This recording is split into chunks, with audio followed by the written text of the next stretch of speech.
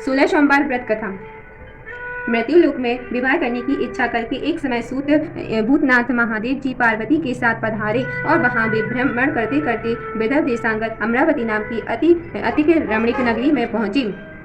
अमरावती नगरी अमरापुरी के सादृश सब प्रकार के सुखों से परिपूर्ण थी। उसमें वहां के महाराजा का बनाया हुआ अति रमणीक शिव जी का मंदिर बना था। उसमें भगवान शंकर भगवती पार्वती के साथ निवास करने लगे। एक समय माता पार्वती ने प्राणपति को प्रसन्न देख के मनोविनोद करने की इच्छा से बोली, हे महाराज, आज तो हम दोनों चौरस खेलें। शिव जी ने प्राण प्रिया की बात को मान लिया और चौरस खेलने लगे। उस समय उस स्थान पर मंदिर का पुजारी ब्राह्मण मंदिर में पूजा करने को आया। माता जी ने ब्राह्मण से प्रश्न किया कि पुजारी जी बताओ कि इस बाजी में दोनों में से किसकी जीत होगी। ब्राह्मण ने बिना विचारे शीघ्र बोल उठा कि महादेव की जीत होगी। थोड़ी देर में बाजी समाप्त हो गई और पार्वती जी की विजय हुई। अब तो पार्वती जी ब्राह्मण को झूठ बोलने के अपराध के कारण श्राप देने को उद्यत हुई। तब महादेव जी ने पार्वती जी को बहुत समझाया, परंतु उन्होंने ब्राह्मण को कोढ़ी होने का श्राप दे दिया। कुछ समय बाद पार्वती जी के श्रापवश पुजारी के शरीर में कोढ़ पैदा हो गया। इस प्रकार से पुजारी अनेक प्रकार से दुखी रहने लगा। इस तरह के कष्ट भोगते हुए जब बहुत दिन हो गए तब देवलोक की अप्सराएं शिव जी की पूजा करने को उसी मंदिर में पधारी। पुजारी के कष्टों को देखकर बड़े दयाभाव से कहने लगी, रोगी होने का कारण पूछने लगी। पुजारी ने निसंकोच सब बातें उनसे कह दी और भी अप्सराएं बोली कि अब तुम और अधिक दुखी मत होना, भगवान शिव जी तुम्हारे कष्टों को दूर करेंगे। तुम सब बातों में श्रेष्ठ 16 सोमवार का व्रत भक्ति भाव से करो। तब पुजारी अप्सराओं से हाथ जोड़कर विनम्र भाव से 16 सोमवार व्रत की विधि पूछने लगी। अप्सराएं बोली कि जिस दिन सोमवार हो उस दिन भक्ति भाव के साथ स्वच्छ वस्त्र पहने, आधा सेर गेहूं का आटा ले, उसके 3 अंगवा बनावे और घी, गुड़, दीप, नैवेद्य, पुंगी फल, बेलपत्र, जनेऊ, चूड़ा, चंदन, अक्षत, पुष्पादि के द्वारा प्रदोष काल में भगवान शंकर का विधि से पूजन करें। तत्पश्चात अंगाओं में से एक शिव जी को अर्पण करें, बाकी 2 को शिव जी का प्रसाद समझकर उपस्थित जनों में बांट दें और आप भी प्रसाद पावे। इस विधि से 16 सोमवार व्रत करें। तत्पश्चात 17वें सोमवार के दिन 5 शेर पवित्र गेहूं के आटे की बाटी बनवावे, तद अनुसार घी गुड़ मिलाकर चूरमा बनावे, शिव जी का भोग लगाकर उपस्थित भक्तों में बांटे और पीछे आप सब कुटुंब प्रसादी ले। भगवान शिव जी की कृपा से उसके मनोरथ पूर्ण हो जाते हैं। ऐसा कहकर अप्सराएं स्वर्ग को चली गई। ब्राह्मण ने यथा विधि 16 सोमवार का व्रत किया तथा भगवान शिव जी की कृपा से रूप मुक्त होकर आनंद से रहने लगा। कुछ दिन बाद जब शिव जी और पार्वती जी उसी मंदिर में पधारे तब ब्राह्मण को निरोगी देखकर पार्वती ने ब्राह्मण से रोग मुक्त होने का कारण पूछा तो ब्राह्मण ने 16 सोमवार व्रत कथा कर सुनाई। तब तो पार्वती जी अति प्रसन्न होकर ब्राह्मण से व्रत की विधि पूछकर व्रत करने को तैयार हुई। व्रत करने के बाद उनकी मनोकामना पूर्ण हुई और उनके रूठे पुत्र स्वामी कार्तिकेय स्वयं माता की आज्ञाकारी हुए। परंतु कार्तिकेय जी ने अपने विचार परिवर्तन का रहस्य जानने की इच्छा हुई तो माता से बोले, हे माता जी, आपने ऐसा कौन सा उपाय किया जिससे मेरा मन आपकी ओर आकर्षित हुआ। तब पार्वती जी ने वही 16 सोमवार व्रत कथा उसको सुनाई। स्वामी कार्तिकेय जी बोले कि इस व्रत को मैं भी करूंगा, क्योंकि मेरी प्रिय मित्र ब्राह्मण दुखी दिल से परदेश गया है, उसे उनसे मिलने की बहुत इच्छा है। कार्तिकेय जी ने इस व्रत को किया और उनका प्रिय मित्र मिल गया। मित्र ने इस आकस्मिक मिलन का वेद कार्तिकेय जी से पूछा तो वे बोले, हे मित्र, हमने तो तुम्हारे मिलने की इच्छा करके 16 सोमवार का व्रत किया था। अब तो ब्राह्मण मित्र को भी अपने विवाह की बड़ी इच्छा हुई। कार्तिकेय जी से विधि पूछी और यथाविधि व्रत किया। व्रत के प्रभाव से जब वह किसी कार्यवश विदेश गया तो वहाँ के राजा की लड़की का स्वयंवर था। राजा ने प्रण किया था कि जिस राजकुमार के गले में सब प्रकार से श्रृंगारित हथनी माला डालेगी मैं उसी से अपनी प्यारी पुत्री का विवाह कर दूंगा। शिव जी की कृपा से ब्राह्मण भी स्वयंवर देखने की इच्छा से राजसभा में एक ओर बैठ गया। नियत समय पर हथनी आई और उसने जयमाला उस ब्राह्मण के गले में डाल दी। राजा की प्रतिज्ञा अनुसार बड़ी धूमधाम से कन्या का विवाह उस ब्राह्मण के साथ कर दिया। ब्राह्मण को बहुत सा धन सम्मान देकर संतुष्ट किया। ब्राह्मण सुंदर कन्या राजकन्या को पाकर सुखी से जीवन व्यतीत करने लगा। एक दिन राजकन्या ने अपने पति से प्रश्न किया कि हे प्राणनाथ, आपने ऐसा कौन सा भारी पुण्य किया जिसके प्रभाव से हथिनी ने सब राजकुमार को छोड़कर आपको वरण किया। ब्राह्मण बोला, हे प्राणप्रिय, मैंने अपने मित्र कार्तिकेय जी की कथा अनुसार 16 सोमवार का व्रत किया था, जिसके प्रभाव से मुझे तुम जैसी रूपवान लक्ष्मी की प्राप्ति हुई। व्रत की महिमा सुनकर राजकन्या को बड़ा आश्चर्य हुआ और वह भी पुत्र की कामना करके व्रत करने लगी। शिव जी की कृपा से उसके घर में एक अति सुंदर, सुशील, धर्मात्म और विद्वान पुत्र हुआ। माता पिता दोनों उस देव पुत्र को पाकर अति प्रसन्न हुए। उसका लालन पालन भली कृपा से करने लगे। जब पुत्र समझदार हुआ तो एक दिन अपनी माता से प्रश्न किया कि माँ, तूने ऐसा कौन सा तप किया जो मेरे जैसा पुत्र तेरे गर्भ से उत्पन्न हुआ। माता ने पुत्र का प्रबल मनोरथ जान कि अपने किए 16 सोमवार की व्रत विधि सहित पुत्र के सम्मुख प्रकट किया।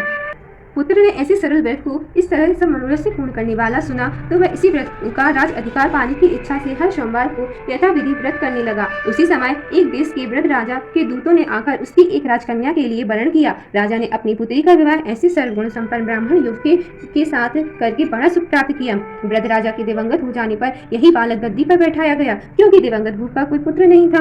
राज का अधिकारी होकर भी वह ब्राह्मण पुत्र अपने 16 सोमवार के व्रत को करा रहा। जब 17वां सोमवार आया तो विप्र पुत्र ने अपनी प्रियतमा से सब पूजन सामग्री लेकर शिवालय में चलने के लिए कहा, परंतु प्रियतमा ने उसकी आज्ञा की परवाह नहीं की। दास दासियों द्वारा सामग्री शिवालय में भिजवा दी और आप नहीं गई। जब राजा ने शिव जी का पूजन समाप्त किया तब एक आकाशवाणी राजा के प्रति हुई कि राजा ने सुना कि हे राजा, अपनी रानी को राजमहल से निकाल दे, नहीं तो तेरा सर्वनाश कर देगी। वाणी को सुनकर राजा की आश्चर्य का ठिकाना नहीं रहा और तत्काल ही मंत्रालय में आकर अपने सभासदों को बुलाकर पूछने लगा कि हे मंत्रियों, मुझे आज शिव जी की वाणी हुई है कि राजा तू अपनी इस रानी को निकाल दे, नहीं तो ये तेरा सर्वनाश कर देगी। मंत्री आदि सभी बड़े विस्मय और दुख में डूब गए, क्योंकि जिस राजकन्या के साथ राज मिला है राजा उसी को निकालने का जाल रचता है, यह कैसे हो सकेगा। अंत में राजा ने उसे अपने यहाँ से निकाल दिया। रानी दुखी हृदय भाग्य को पूछती हुई नगर के बाहर हुई, बिना पद त्राण फटे वस्त्र पहने भूख से दुखी धीरे धीरे चलकर एक नगर में पहुंची। वहाँ एक गुड़िया सूत काट कर बेचने को जाती थी। रानी की करुणा दशा को देख बोली, चल तू मेरा सूत पिकवा दे, मैं वृद्ध हूँ, भाव नहीं जानती हूँ। ऐसी बात गुड़िया की सुन रानी ने बुढ़िया के सिर से सूत की कटवी उतारकर अपने सर पर रख ली और थोड़ी देर में आंधी आई और बुढ़िया का सूत पोटली सहित उड़ गया। बेचारी बुढ़िया पछताती रह गई और रानी को अपने से दूर रहने को कह दिया। अब रानी तेली के घर गई तो तेली के सब मटके शिव जी के प्रकोप के कारण चटक गए। ऐसी दशा को देख तेली ने रानी को अपने घर से निकाल दिया। इस प्रकार रानी अत्यंत दुख पाती हुई सरिता के तट पर गई तो सरिता का समस्त जल सूख गया। तत्पश्चात रानी वन में गई। वहां जाकर सरोवर में सीढ़ी से उतरकर पानी पीने को गई। उसके हाथ से जल स्पर्श होते ही सरोवर का नील कमल के सदृश जल अश्रु पीड़ामय गंदा हो गया। रानी ने अपने भाग्य पर दोषारोपण करती हुई उस जल का पान करके पेड़ की शीतल छाया में विश्राम करना चाहा तो वह रानी जिस पेड़ के नीचे जाती उस पेड़ के पत्ते तत्काल ही गिर गए। वन सरोवर जल की ऐसी दशा देखकर गौ चराती ग्वालों ने अपने गुसाई जी से, जो उस जंगल में स्थित मंदिर के पुजारी थे, कहीं गुसाई जी के आदेश अनुसार ग्वाले रानी को पकड़कर गुसाई जी के पास ले गए। रानी की मुख क्रांति सदी शोभा देखकर गुसाई जान गए कि अवश्य ही कोई विधि की गति की मारी कोई अकुलीन अबला है। ऐसा सोच पुजारी जी ने रानी के प्रति कहा कि पुत्री, मैं तुमको पुत्री के समान रखूंगा, तुम मेरे आश्रम में ही रहो, मैं तुमको किसी प्रकार का कष्ट नहीं होने दूंगा। गुसाई जी के वचन सुन रानी को धीरज हुआ और आश्रम में रहने लगी। परंतु आश्रम में रानी जो भोजन बनाती उसमें कीड़े पड़ जाते, जल भर के लावे उसमें कीड़े पड़ जाते। अब तो गुसाई जी भी दुखी हुए और रानी से बोले, हे बेटी, तेरे पर कौन से देवता का प्रकोप है जिससे तेरी ऐसी दशा है। पुजारी की बात सुन रानी ने शिव जी की पूजा करने न जाने की कथा सुनाई तो पुजारी ने शिव जी महाराज को अनेक प्रकार से स्तुति करते हुए रानी के प्रति बोले कि पुत्री, तुम सब मनोरथ में पूर्ण करने वाले 16 सोमवार व्रत करो, उसके प्रभाव से अपने कष्टों से मुक्त हो सकोगी। गुसाई की बात सुनकर रानी ने 16 सोमवार का व्रत को विधि से संपन्न किया और 17वें सोमवार को पूजन के बाद के प्रभाव से राजा के हृदय में विचार उत्पन्न हुआ कि रानी को गए बहुत समय व्यतीत हो गया है, न जाने कहां कहां भटकती होगी, ढूंढना चाहिए। यह सोच रानी की तलाश करने चारों दिशाओं में दूत भेजे। वे तलाश करते हुए पुजारी के आश्रम में रानी को पाकर पुजारी से मांगने लगे, परंतु पुजारी ने उनसे मना कर दिया तो दूत चुपचाप लौटकर आकर महाराज के सम्मुख रानी का पता बतलाने लगे। रानी का पता पाकर राजा स्वयं पुजारी के आश्रम में गए और पुजारी से प्रार्थना करने लगे कि महाराज, जो देवी आपके आश्रम में रहती है वह मेरी पत्नी है। शिव जी के कोप से मैंने इसको त्याग दिया था, अब इस पर शिव जी का कोप शांत हो गया है, इसलिए मैं इसे लिवाने आया हूँ। आप इसे मेरे साथ चलने की आज्ञा दे। गुसाई जी के वचन को सुनकर सत्य समझकर रानी को राजा के साथ जाने की आज्ञा दे दी। गुसाई जी की आज्ञा पाकर रानी प्रसन्न होकर राजा के महल में आई। नगर में अनेक प्रकार से बांध भी बजने लगे। नगर निवासियों ने नगर के दरवाजे पर तोरण बंधन वारों से विधि से नगर सजाया। घर घर में मंगलगान होने लगे। पंडितों ने विविध मंत्रों का उच्चारण करके अपनी राजरानी का आह्वान किया। ऐसी अवस्था में रानी ने पुनः अपनी राजधानी में प्रवेश किया। महाराज ने अनेक प्रकार से ब्राह्मणों को दानादि देकर संतुष्ट किया, याचकों को धन धान्य दिया। नगरी में स्थान स्थान का शराबरत खुलवाए, जहाँ भूखों को खाने को मिलता था। इस प्रकार से राजा शिव जी की कृपा से पापात्र हो राजधानी में रानी के साथ अनेक तरह के सुखों का भोग करते हुए शिवपुरी को सोमवार का व्रत करने लगे। विधिवत शिव जी का पूजन करते हुए लोक में अनेक सुखों को भोगने के पश्चात शिवपुरी को पधारे। ऐसे में जो मनुष्य मनसा वाचक कर्मा द्वारा भक्ति सहित सोमवार का व्रत पूजन इत्यादि विधि व्रत करता है, वह इस लोक में समस्त सुखों को भोग कर अंतपुरी में शिवपुरी को प्राप्त होता है। यह व्रत सब मनोरथों को पूर्ण करने वाला है। बोलो शिव जी महाराज की जय।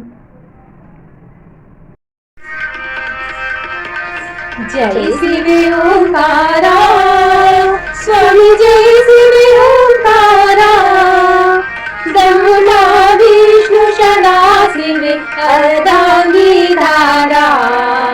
ओम जय शिव ओंकारा, एकानन चतुरानन पंचानन राजे, स्वामी पंचानन राजे। हंसासन गरुणासन ब्रजवाहन साजे। ओम जय शिव ओंकारा, दो भुज चारु चतुरी भुज दस भुज अति सोहे, स्वामी दस भुज अति सोहे। तीनों रूप रखते प्रभु बन जन मोहे।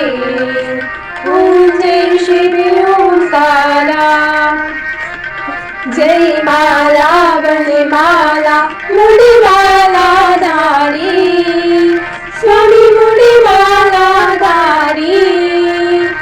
त्रिपुरारी कंसारी बड़ी माला धारी। ओम जय शिव ओंकारा, श्वेतांबर पीतांबर बादांबर अंगे, स्वामी बादांबर अंगे। सलिकादिक ब्रह्मादिक भूतादिक संगे। ओम जय शिव ओंकारा, कर में श्रेष्ठ कमंडली चक्र त्रिशूल धरिता, स्वामी चक्र त्रिशूल धरिता। जग करिता जग हरिता जग पालन करिता। ओम जय शिव ओंकारा, ब्रह्मा विष्णु सदा शिव जानते अविवेका, स्वामी जानते अविवेका।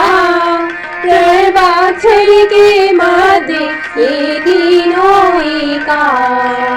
ओम जय शिव ओंकारा, जय गुण आरती शिव की जो कोई नर गावे। कहते शिवानंद स्वामी जपत हरि हरि स्वामी, भगवान चित बल पावे। ओम जय शिव ओंकारा, ओम जय